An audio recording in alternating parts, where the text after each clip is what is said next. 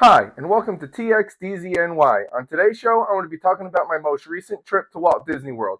I went to Disney World Christmas Eve through December 28th. A lot of this information I'll be breaking down in these videos is going to be useful not just for this Christmas time or just in busy times in general for Walt Disney World. So I'm going to be breaking down this trip into 5 separate videos. The first video is going to be this one where I'm going to be talking about a little bit of my pre-trip that went into this planning and my first day. Then the second video will be my second day. Third day will be my third video. Fourth, fifth, so on. So it'll be 5 separate videos. And the fifth video, I'll probably do a little breakdown of my overall thoughts of the whole entire trip as well. So in this first video, you're going to be getting some information about our pre-trip and my day one on Christmas Eve at Walt Disney World. Now, for me, who's probably done like 40, 50 Disney trips in my whole entire life, and this is probably the most last minute I've ever booked a Walt Disney World trip. We were actually planning on going to Mexico over this Christmas break, and plans just kind of fell through. And we always kind of kept Disney World as something as a backup option. And about 10 days out from Christmas Eve is when we finally pulled the trigger on deciding that we weren't going to go to Mexico and we were going to go to Walt Disney World. So we booked this trip only 10 days out. For this trip, we stayed at the Swan Resort, and this is the resort. It's one of our favorites, the Swan and the Dolphin, 2 hotels over there. It's an Epcot area hotel. It is not actually considered a Walt Disney World hotel, but it is recognized with all the perks as Walt Disney World hotels, getting your 30 minutes extra magic hours and being able to do your lightning lane 7 days out. So, and it is a deluxe location. We chose this resort. It is one of the first ones we always look at because it is pretty much a moderate price a lot of the times with a deluxe location. And originally our plan was to do a trip like from the 25th or 26th Christmas Day or the day after Christmas through about like the 30th or 31st. But the hotel at the Swan was a great price for the 24th and 25th. So we decided to move the trip up a couple days than what we originally planned because the hotel price was only about $300 for Christmas Eve and Christmas Day. It did jump up for the next 2 days up into the 500s, but overall we felt like getting 4 nights at a deluxe location for only about $1,500-$1,600 for 4 nights was an incredible deal. Now you might be asking, well then what did we do with our kids for Christmas Day? What we did with them was we told them when it was about 10 days out that one of our Christmas gifts to them was going to be trip to Disney, but we wound up booking it before Christmas. So they have their elf on the shelf that they have, and we told them, why don't you write a letter to Santa and give it to your elf to bring back to Santa and ask him if he'll come on the 23rd and do Christmas on the 23rd because you'll be at Disney World on Christmas morning. So they did that and they were very excited about that. And Santa wrote them a letter back saying that of course he would. So we did Christmas morning on the 23rd's morning. So everything wound up being just great and wound up making for even the day or two leading up to the trips really, really exciting for the kids, even before going to Walt Disney World. As I say in most of my videos, I am a big advocate of the multi-pass lightning lane system and the individual lightning lane system, especially with kids. So we did purchase this for all 5 days of our vacation, with us being 4 of us, and it being one of the highest price time frame, being Christmas week and all. It did wind up running us about $1,200 for the 5 days for the multi-pass and the individual lightning lanes for all 4 of us for the 5 days. But I do always say that it's worth spending that money. It's good to know about that price in advance so you can budget for it, because it does save you a ton of time. When I start breaking down these videos and telling you how much we did in a day with these lightning lanes and everything, you'll see how worth it is during a very, very crowded time where otherwise you might not be able to go on more than maybe a few rides each day. A huge trick that we like doing with these lightning lanes at the 7 days out is make sure you try to get the rides that you actually want. Don't be so concerned about the time frames of them. A lot of times you can modify those times as the days start leading up and you get more of the time frames that you want. And we've even had a lot of really good luck with cast members where if we go to a cast member, let's say we're going to Epcot for a day and we have our Guardians of the Galaxy and it's not at a really good time for us on what the reservation we got, they'll move it for you more times than not, and they'll be very, very friendly. Most cast members are always there to help you.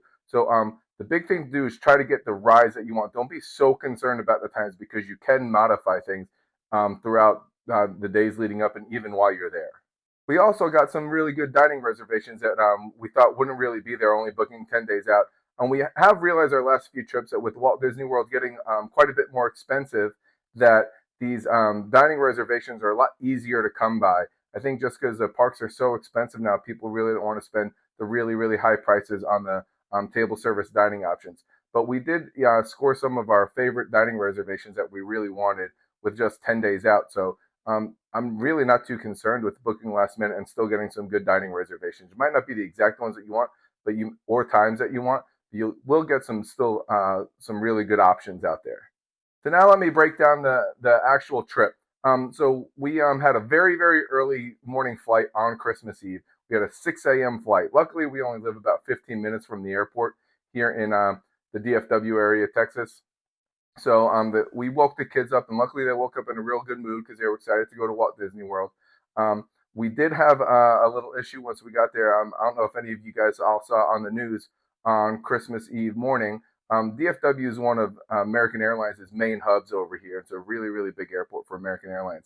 And all of American Airlines had an IT issue on Christmas Eve morning. And it grounded all the planes that were in the air and delayed all the planes that hadn't taken off. So our flight was delayed just a tad over 2 hours, which wasn't that big of a deal because the kids were really, really well behaved at the airport. And, we were just excited to be going to Walt Disney World. This brought into the whole entire thing of where you can modify your reservations, because I did have some of my rides kind of planned for certain right when we get to the resort and into the park. And I was able at the airport already to start modifying those and pushing them back a little bit. And I did that with ease, with no issue of pushing two of the rides that we had back just a couple hours into where it made the window okay with our flight being delayed. Our flight to Orlando was actually probably the fastest we've ever flown to Orlando. I guess because they were trying to make up time and not be really, really behind on Christmas Eve. I think we made it there in about an hour and 45 minutes, hour and 50 minutes, which is really, really fast from Dallas.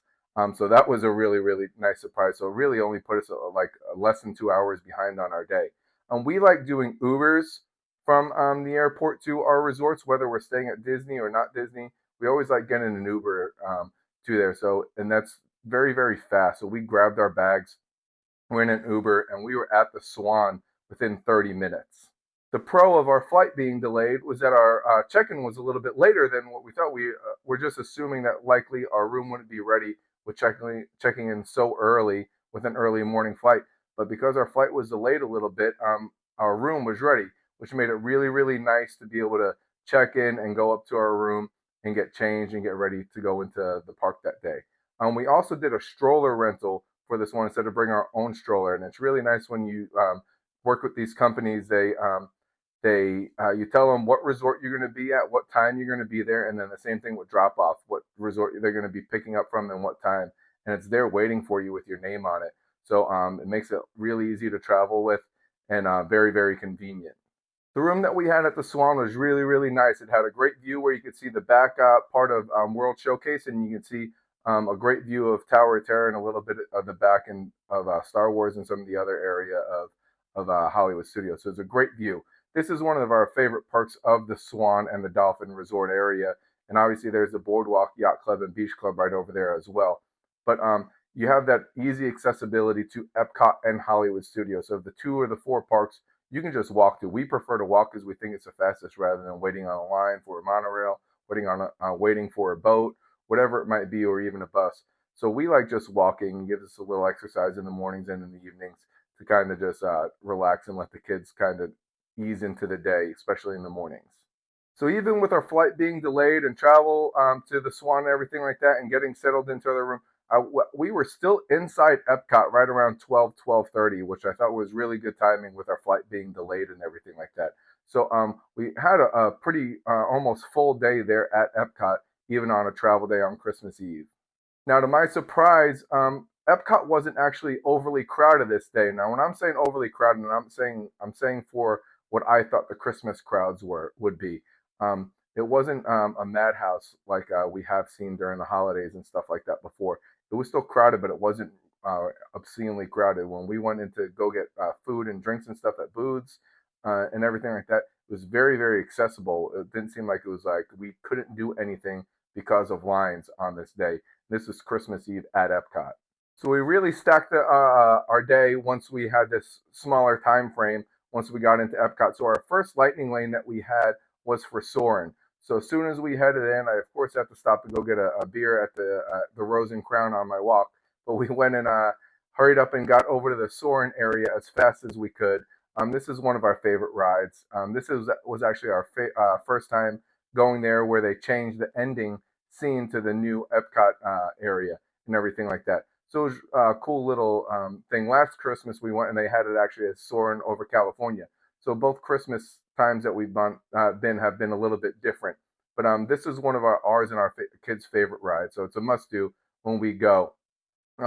We also like getting the kids lunch over there at Sunshine Seasons. They love some of like the pizza rolls and stuff like that over there. I'll normally grab something small and healthy kind of to snack on and grab a beer while I'm there before we go over to our next ride. So once we canceled that lightning lane of Soarin', we were able to get Spaceship Earth for a little bit later in the day. Because we were checking into the park so late and it being still a busy time, but still not feeling like the park was overly crazy crowded. Ratatouille and Frozen were already done for the day, but we kind of expected that. We weren't overly concerned about it because we were doing a whole other day at Epcot in just a few more days. So we knew we didn't have to try to jam pack everything into one day on this Epcot day. So we, in general, when we're over there in that Soarin' area, we always try to do as many rides as we can in that area before kind of going around the rest of the park. So right after we did Soarin', we did go run onto Nemo and did that. The kids like going and playing around in the playground area. This is always one of their favorites just because they really like the movie and Nemo. And then right after that, we went over to the Figment ride. They love this. Figment's one of our favorite characters in our house, so it's always a easy ride. We didn't have a lightning lane for Figment, but it was a walk-on. So it made it really, really easy to bang out those 3 rides within just a few, less than 30, 45 minutes, as soon as we walked into the park, which was great. We then had our individual lightning lane for Guardians of the Galaxy. Now, we were really, really excited for this. Me and my wife have been on this ride several times. And in our most recent trip that we did a little bit before this, my daughter was tall enough actually, my son and daughter were both tall enough, but my son absolutely no way wanted to go on Guardians our last trip. And my daughter kept saying that she did want to, but when it got time to really want to go, she got a little scared. So we were never going to force them to go on rides. But for this trip, they were both very, very excited to go on Guardians. They really wanted to go on it. So this was their first time on Guardians. My son was very excited, but once we got in line with our lightning lane, you could see him getting a little bit nervous. My daughter was still very, very excited. She remained really excited. So I rode with her, and my wife rode with my son, and they both absolutely loved the ride. Right when they got off, my daughter said it was her favorite Disney ride. Now that does change when I tell you more about the rest of our days on this trip.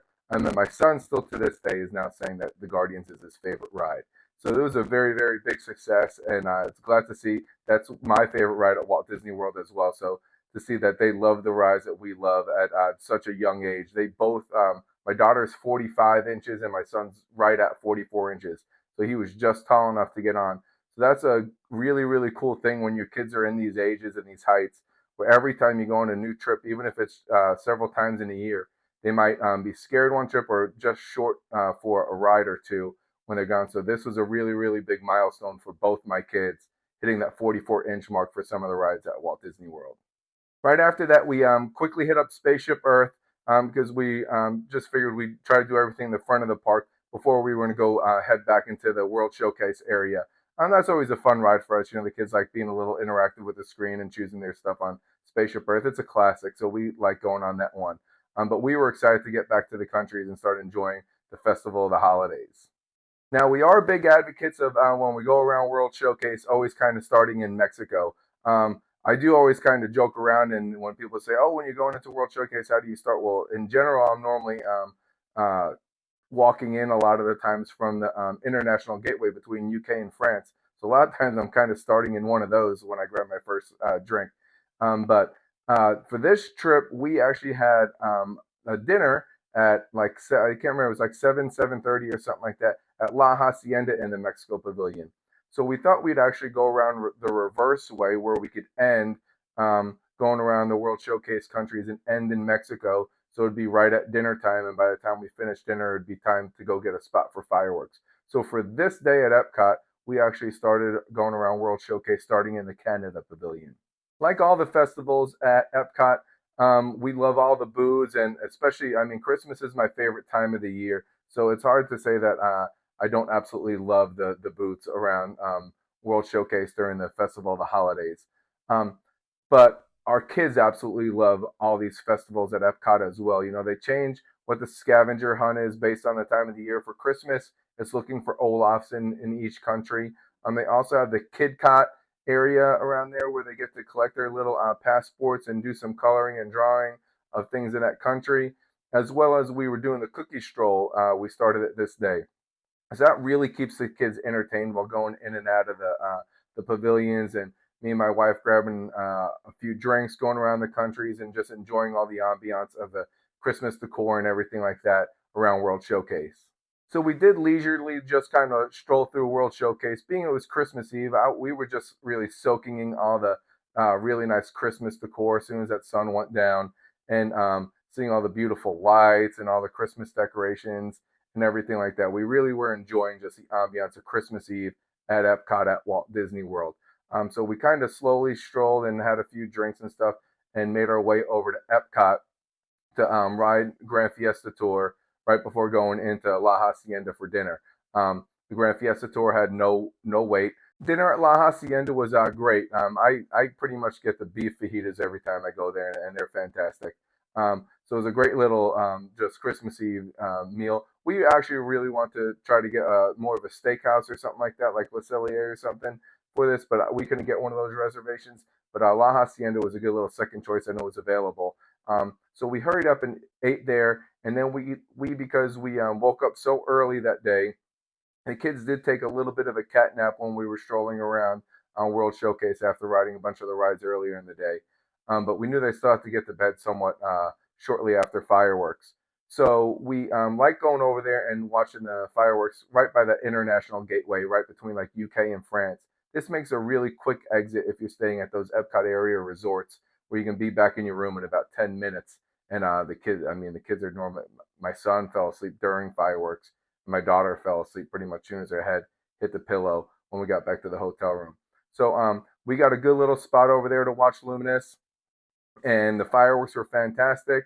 It was a great little ending to a Christmas Eve day there at Epcot and at Walt Disney World, and it was a quick little stroll back to the hotel. Overall, we were very, very surprised with how not crowded it was at Epcot on Christmas Eve. This is something when I started thinking about it afterwards, that a lot of people are doing things on Christmas Eve, and they might be waiting to travel to Walt Disney World until later Christmas Day or even after Christmas Day.